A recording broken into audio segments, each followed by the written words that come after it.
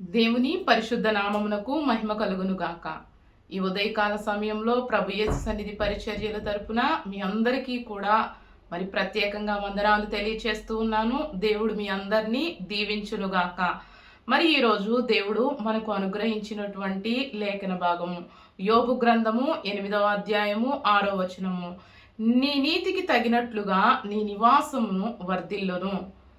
మరి ఈ యొక్క మాటను మరి యోబు స్నేహితుడు ఈ మాట పలుకుతూ ఉన్నాడు.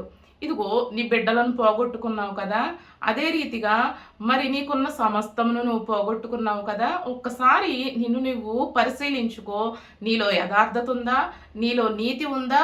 అయితే నీ నీతికి తగినట్లుగా దేవుడు ఖచ్చితంగా నీ నివాసమును వర్ధిల్లింప చేస్తాడు అని చెప్పి ఇక్కడ యోబు యొక్క స్నేహితుడు చెబుతూ ఉన్నాడు. గత కాలం గురించి యోబు స్నేహితుడు మాట్లాడుతూ ఉన్నాడు. గత కాలంలో నీవేం చేసావో, నీ బిడ్డలు ఏం చేశారో, అందుకే నీవీ రీతిగా బాధపడుతున్నావని యోబును వారు ప్రశ్నిస్తూ మరి యోబుతో ఈ మాట పలుకుతూ ఉన్నాడు కదా, నీ నీతికి తగినట్లుగా దేవుడు నీ నివాసమును వర్ధిల్ల చేస్తాడు అని. ప్రియ దేవుడి బిడ్డలారా, అయితే ఈరోజు దేవుడు మనతో మాట్లాడుతూ ఉన్నాడు. మనల్ని కూడా మనం ఒకసారి పరిశీలన చేసుకోవాలి. అలాగే యథార్థవంతులను దేవుడు ఎన్నడూ కూడా విడిచిపెట్టడు. మన నీతికి తగినట్లుగానే దేవుని యొక్క ఆశీర్వాదం ఉంటుందని చెప్పి భక్తుడు మరి మాట్లాడుతూ ఉన్నాడు.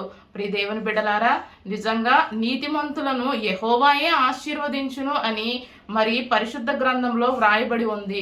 నీతిమంతుల వేరు కదలబడదు అని భక్తుడైనటువంటి సొలొమోను చెబుతూ ఉన్నాడు. మరి జ్ఞాని అయిన సొలొమోనే చెబుతూ ఉన్నాడు కదా, నీతిమంతులు కడుపు తీరా వారు ఆకలి తీర్చుకుంటారు, దేవుడు వారికి భోజనమును సిద్ధపరుస్తాడని చెబుతూ ఉన్నాడు. అంతే రీతిగా మరి నీతిమంతుల ఇల్లు నిలుస్తుంది, భక్తిహీనుల గుడారము అది నశించిపోతుంది అని చెప్పి జ్ఞాని అయిన సొలొమోను మాట్లాడుతూ ఉన్నాడు.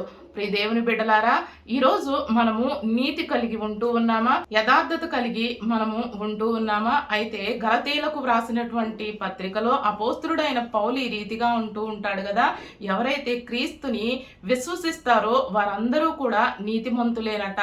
విశ్వాసము ద్వారా మనము నీతిమంతులుగా తీర్చబడతాము. ప్రియ దేవుని బిడ్డలారా, ఈ వాక్యం వింటున్నటువంటి మీరందరూ కూడా గమనించాల్సింది, మనము క్రీస్తునందు విశ్వాసము నుంచి మనము గనక ఆయన యందు విశ్వాసం ఉంచితే మన క్రియలు కూడా మంచిగానే ఉంటాయి.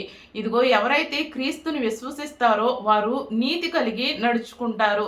ఎప్పుడైతే మనము నీతి కలిగి మనము నడుచుకుంటామో అప్పుడే మన యొక్క నివాసము వర్ధిల్లుతుంది, మన యొక్క కుటుంబము ఆశీర్వదించబడుతుంది.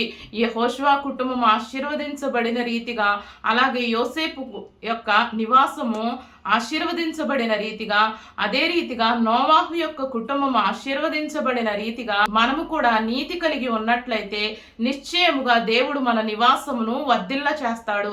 ఈ వాక్యం వింటున్నటువంటి ప్రియ దేవుని జనాంగమా, మనం పరిపూర్ణమైన విశ్వాసంతో క్రీస్తుని వెంబడించినట్లయితే నిశ్చయముగా ఈ రోజు మన నివాసము వర్ధిల్లబోతూ ఉంది. నిశ్చయముగా ఈ రోజు నుంచే మన యొక్క కుటుంబము ఆశీర్వదించబడబోతూ ఉంది. నిశ్చయంగా మీ వ్యాపారము దీవించబడిపోతూ ఉంది. కాబట్టి వాగ్దానమును వింటున్నటువంటి ప్రియ దేవుని బిడ్డలారా, మన నివాసాలన్నీ కూడా వర్ధిల్లును గాక. దేవుడి లేఖన భాగమును దీవించును గాక. ఆమేన్.